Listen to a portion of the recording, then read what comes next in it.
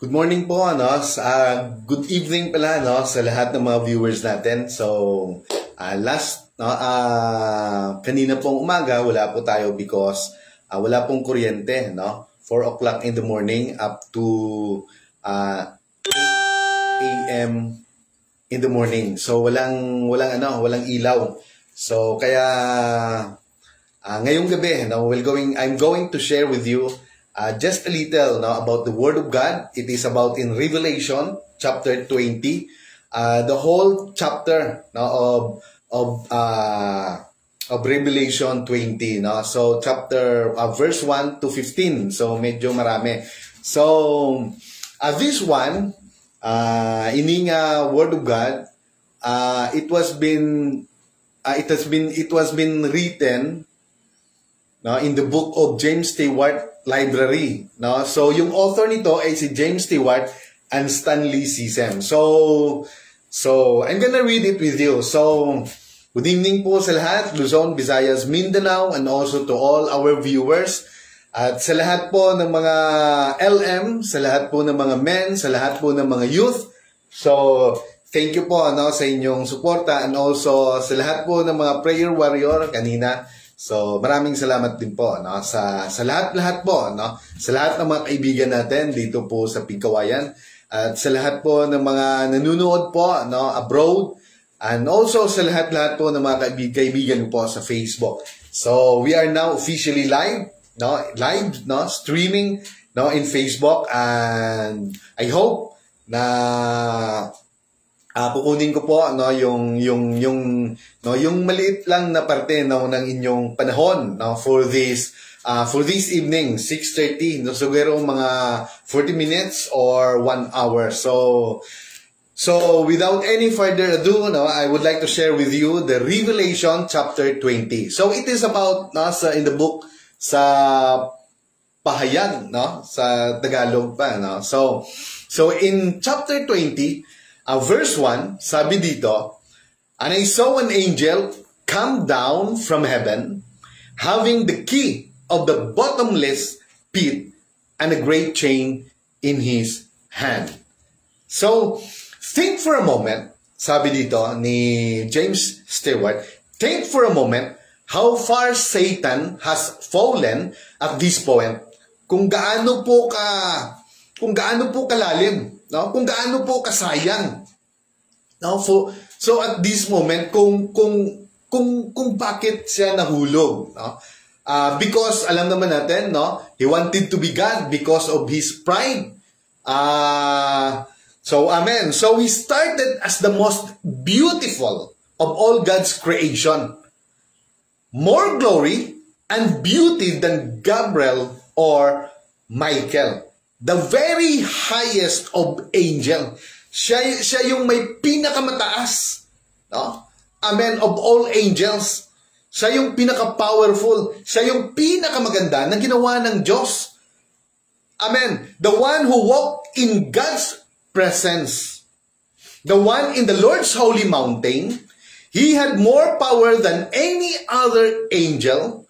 Was far greater than any other. So talagang ginawa siya na mas powerful, pinakamataas, pinakamaganda, amen, sa lahat po ng creation. So he started as the son of the morning, the very highest of all the creation. Look at the power he has lost in his fall. So kung makita mo po, titingnan mo po kung paano po niya sinayang. Yung lahat ng magagandang bagay na ginawa sa kanya. At yun po ay nawala lang. Amen. So now he is bound. In chapter 20, ito na po yung he was bound in the bottomless pit. Amen. So wala na siyang magawa for 1,000 years. So malapit na yung katapusan ni Satan at malapit na rin ang katapusan ng tao. Now, in the whole verse of chapter 20, ito na yung end ng mundo, ng end ng tao, at saka ni Satan. He will be cast into the lake of fire. Amen. No, hindi lang po yan, even the false prophet and also those people na talagang magpamarka, no, in the mark of the beast, in their forehead or in their hands. Amen.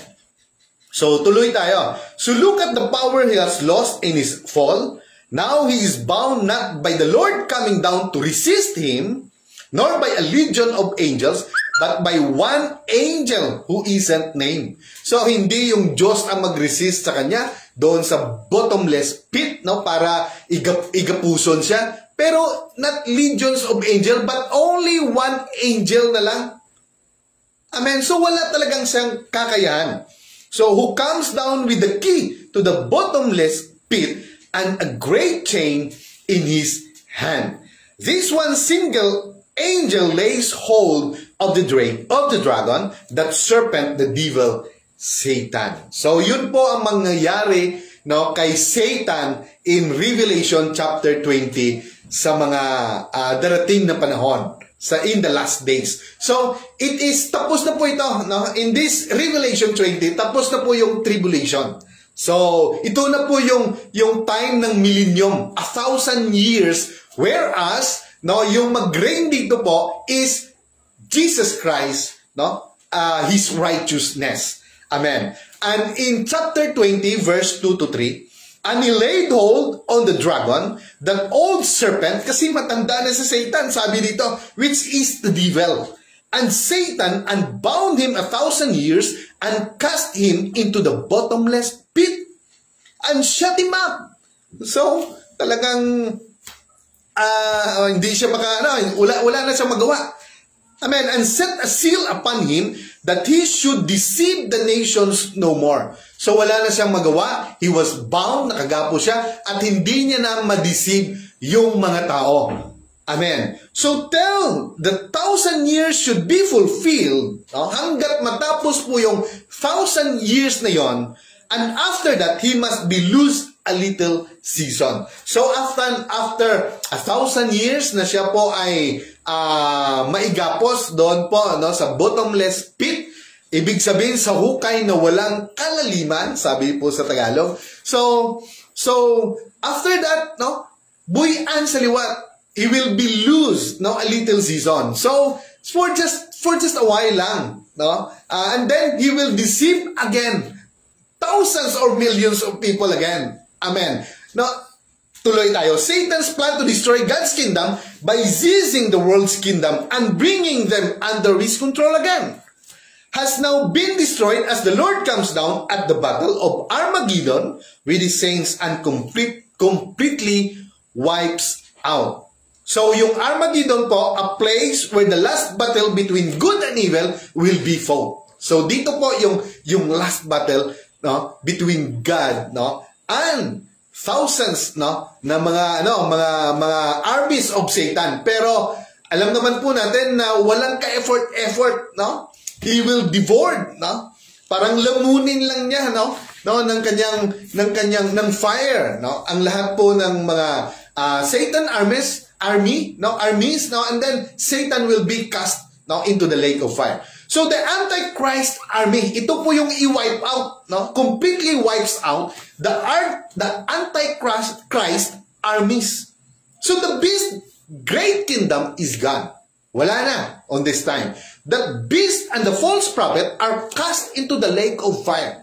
So ito po, no, ang sinabi po sa Revelation, at ito po ay judgment talaga. So hindi na po natin pwedeng i-justify, hindi na po natin pwedeng expound pa or with our own our own idea, kasi judgment na to eh.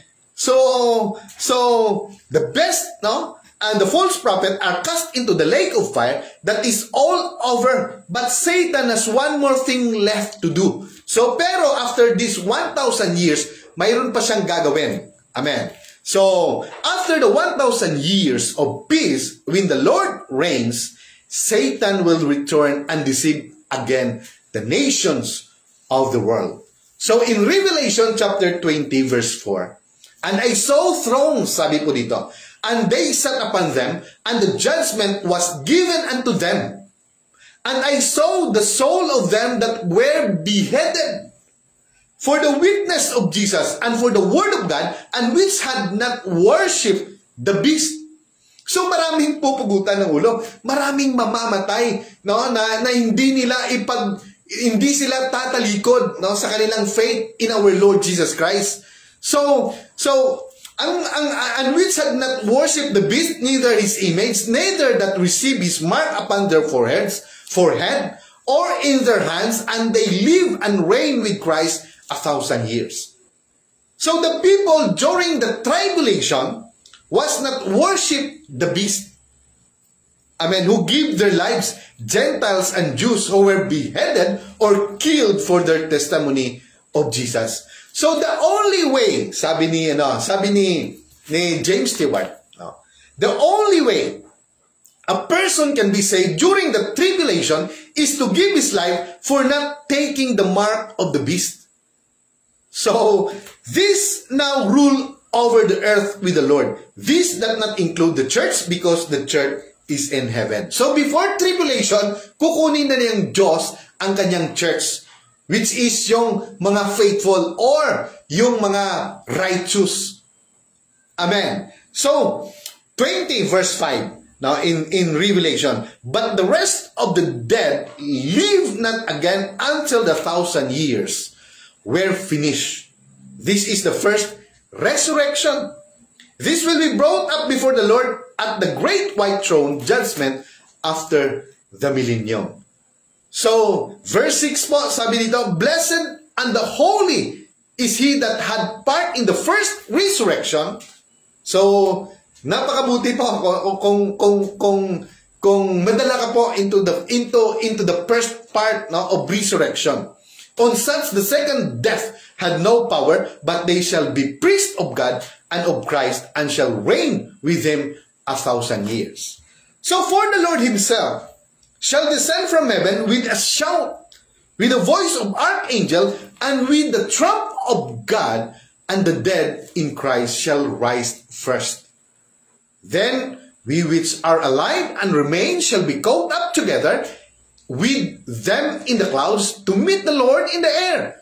And so shall we ever be with the Lord in 1 Thessalonians chapter 4 verse 16 to 17. So yun po yung tinatawag na rapture. So before tribulation, kukunin niya na yung church. And then to meet the Lord in the air. And so shall we ever be with the Lord. So yung kanyang mga anak, yung kanyang the children of God, so no, talagang kukunin niya yung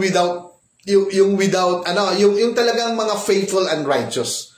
Ibig sabihin parang without blemish and without spot. So the church is a part of the first resurrection. So but some people out of the tribulation are also part of the first resurrection. You saw that in chapter 7. So ito po yung sinasabi sa Revelation chapter 7. This 1,000 years will see wonderful prosperity. No? This millennium and the great blessing.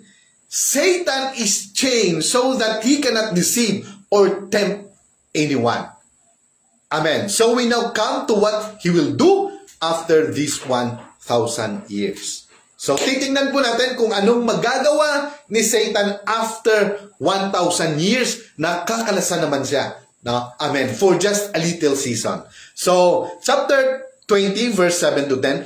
And when the 1,000 years are expired, tapos na po ang 1,000 years, Satan shall be loosed out of his prison and shall go out to deceive the nations which are in the four quarters of the earth, Gog and Magog to gather them together to battle, the number of whom is as the sand of the sea.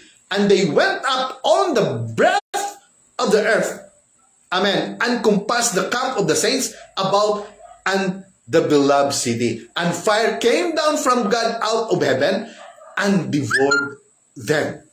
So, nagtipon sila, the Gog and Magog. So, ibig sabihin, yung hukbo doon sa isang lugar na yon, no? Amen. Nagtipon sila, millions of them, siguro. Amen. And then God, no? Sabi dito, and fire came down from God out of heavens and devoured them. No? Parang nilamon lang sila. Parang wala lang. No? And then, Satan and all the false prophet and also yung may mga mark of the beast. Amen. Hindi po sila nakalimutan ng Diyos. Sila di po now will be joined there in Satan in the lake of fire. Amen. So tuloy tayo. And the devil that deceived them was cast into the lake of fire and brimstone, where the beast and the false prophet are, and shall be tormented. No? They will be tormented. No? They will be, paparusahan sila araw-gabi. Hindi lang po yan. Sa lahat ng panahon. No? Sa lahat ng panahon. Forever and ever. Amen. So, sabi po dito, hindi lang po, no? Even this world, no? Even this world ay nakatalaga na po, no? Sa kalayo kag sa asupre. Amen. So there Satan ends, finally cast into the lake of fire, where the beast and false prophets are. So some people say the devil makes them do everything that displeases God. So the devil will not be around during 1,000 years of peace.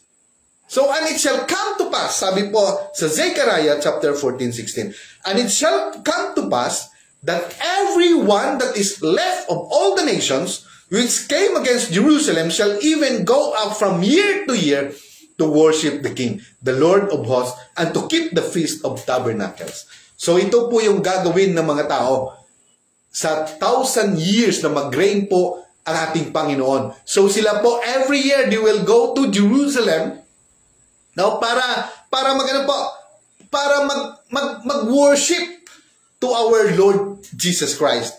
Amen. To the King. No? To worship the King, the Lord of hosts, and to keep the Feast of Tabernacle. Amen. So, not everyone, sabi dito, not everyone will be killed in the battle of Armageddon. Amen. Only the armies of Antichrist. Millions and millions of people in the world will survive. People who took the mark of the beast, sabi dito, these people who took the mark and did not die at Armageddon will live in the millennium. So andyan pa rin sila. No? Sabi po sa paliwanag po ni James Stewart, no? Amen. Andyan pa rin sila. But this mark damns. Just because a person find himself in the millennium does not mean that the Lord has forgotten about the mark of the beast. So hindi po sing ganon, no? Na buhay sila, na mamuhay pa rin sila on that time, pero hindi ibig sabihin na nakalimutan na ng Diyos, no, ang kanilang ginawa. So, they will be, no, cast, no, also in the lake of fire. Itatapon pa rin sila. Amen. So sabi dito, that mark will damn them and they will be joined the beast and the false prophet and Satan in the lake of fire eventually. So in the meantime, many are left, everyone left of all the nations that came against Jerusalem will go there year after year to worship the King. So the Lord of hosts, and to keep the Feast of Tabernacles. So this tells us a lot about millennium. So first, that everyone in the world will have to go through the ritual of visiting Jerusalem and keeping the feast. People in the world will be religious in this time. The world will no longer be ruled by the devil. Amen. Since the devil is bound in the bottomless pit, this will be a kingdom under Jesus Christ. A kingdom of righteousness. Wow. No? When 1,000 years, ang mag-reign is righteousness, which is our Lord Jesus Christ. Amen. So, we can say that our world glories in sin. Sa ngayon, alam naman natin kung ano ang meron ngayon. Either mammon or what we call this one, or God. So, you cannot serve God, no, and mammon. So, only one. So, alam natin in this time talagang ang nagru-rule is about the currency. No? Amen. Yung pera, kung sino ang mayroong pinakamalaking deposit, no, na gold, no, siya yung may pinakapangyarihan, may kapangyarihan. Because no, kung sino po yung may kayamanan, siya po yung may kapangyarihan sa lahat. Amen. So, ito po because we live, no, in the authority this world in the authority of the devil because of sin na ginawa po ni Adam and Eve. Pero what we're talking right now is about the time of millennium. Tapos na po. What we call this one, Satan is bound now in the bottomless pit. Amen. So, we can say that our world glories in sin, the millennial kingdom will not. But the world does because it lies under the dominion of Satan, who is now the prince and the power of the air. In the millennium, he will be bound and will not be able to initiate all this program of sin. So, pag-abot ng millennium time, hindi siya makamaniubra about sa kanyang mga ginagawa to deceive people para magkasala. Amen. So, tuloy tayo. So, corruptions and lies. In the millennium, if a man is dishonest, he will be punished. But today, because the world is evil, a man can make money and get rich by hurting other people. That is the world under Satan. So, in our time, amen, hindi, maraming tao to create money, even na hindi nila pinapansin, at wala lang sa kanila, even people lives ay madi-destroy or just like yung mga illegal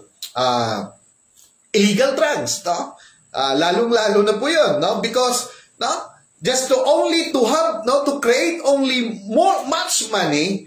So, nakikita lang yung pera, pero hindi natin nakikita na maraming pamilya, hindi lang ang tao na gumagamit nun, but even his family will be dysfunctional, sabi nga ng ating presidente. So, maraming taong masasaktan. Pero, in our world, hindi lang po yan. Ang dami po na ginagawa. Pero, just like mabudol-budol ka, amen. So, maraming ginagawa, pero hindi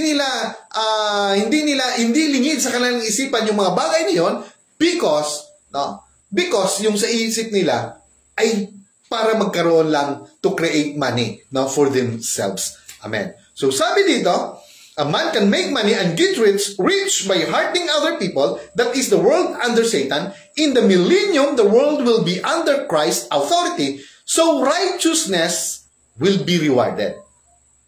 Amen. Every businessman understands the cold fact of economics. And in the millennium, if a man is dishonest, he will lose his shirt. In order to make money and a profit in the millennium, a man will have to do business honestly and will have to go to Jerusalem once a year to observe the Feast of Tabernacles. So, in millennium po, talagang righteousness ang magtawag nito, ang mag-reign.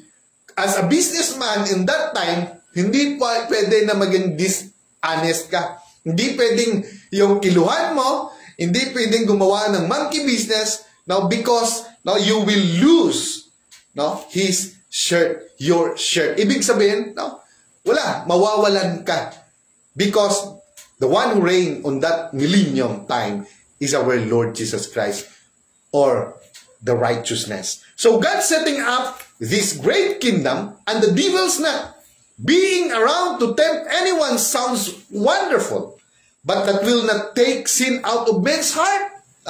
Andyan pa rin, yung kasalanan andun pa rin sa heart.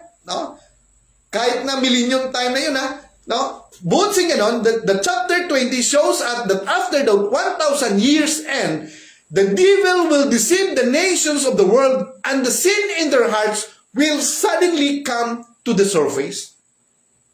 So, ibig sabihin, sumusunod lang sila on that day, on that time. Pero, when Satan will lose, kung buyan na naman siya, suddenly, many people come, and the sin in their hearts will suddenly come to the surface. So, sa kadali lang, babalik na naman sila sa kasalanan. Amen. So, the only reason these men had acted honestly and had done right was because they wanted to make money and prosper. So, yun lang po yung sa heart nila. money, no? Kaya nga sabi ng Diyos, you cannot serve both God, no? Hindi mo pwede serbisyuhan ang Diyos, no? No? Kailangan isa lang, no, yung master mo, either yung Diyos, yung Panginoon, or yung Mammon. So, amen. So, they did not really have it in their hearts. So, sabi dito, there was because they wanted to make money and prosper. They did not really have it in their hearts. So, wala talaga, no? Yung heart nila. No?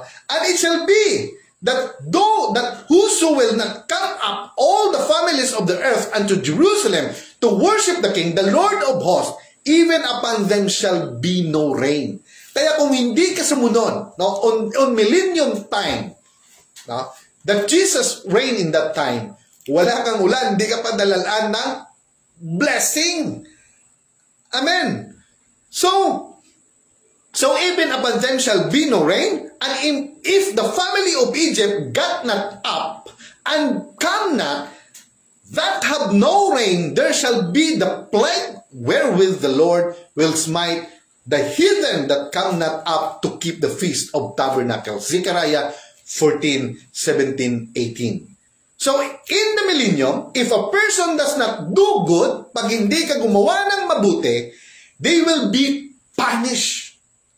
Plague, terrible disease, drought, and etc. will happen to people who do not worship God. So, in that time, kailangan nandun po yung connection. No? Sabi nga ng Diyos, apart from me, you can do nothing. So, remain in my love. Amen. So, sabi niya, can you imagine having righteousness and prosperity for 1,000 years?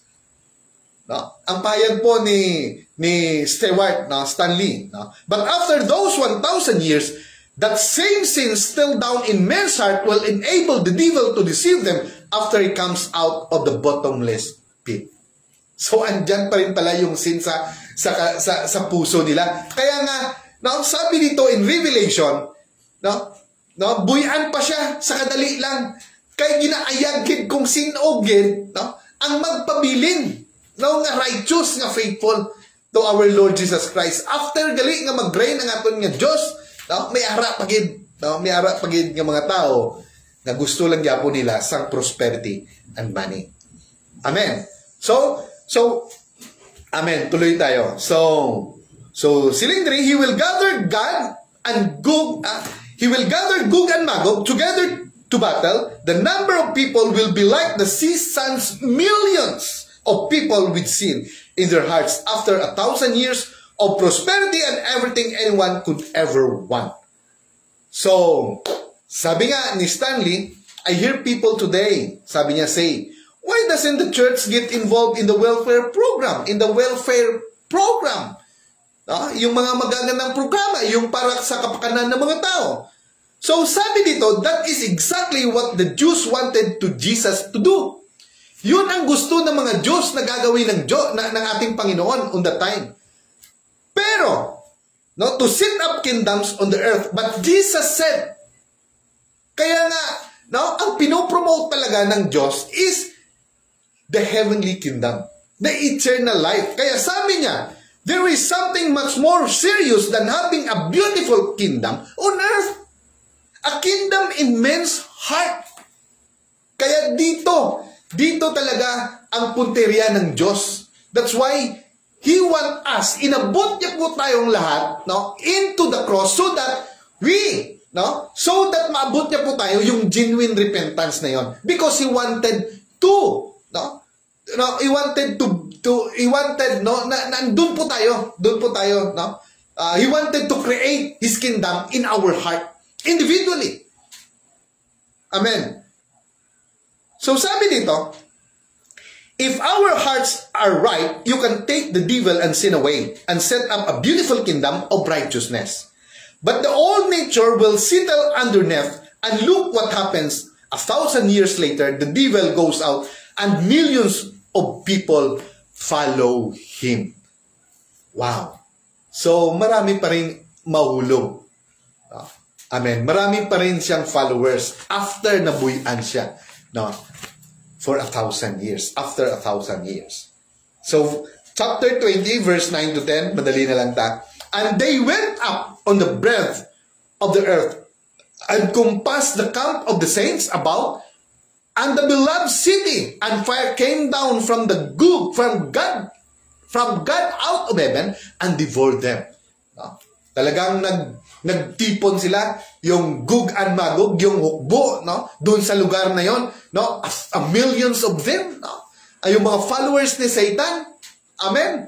So, pero anong ginawa? No? God came out, no? And fire, no? Sabi dito, and fire came down from God out of heaven and devoured them. No? Just like that lang. Walang ka-effort. God is so powerful. No? Talagang parang nilamon lang sila. And then, Satan, no? Ito yung pinakahuli na mangyari.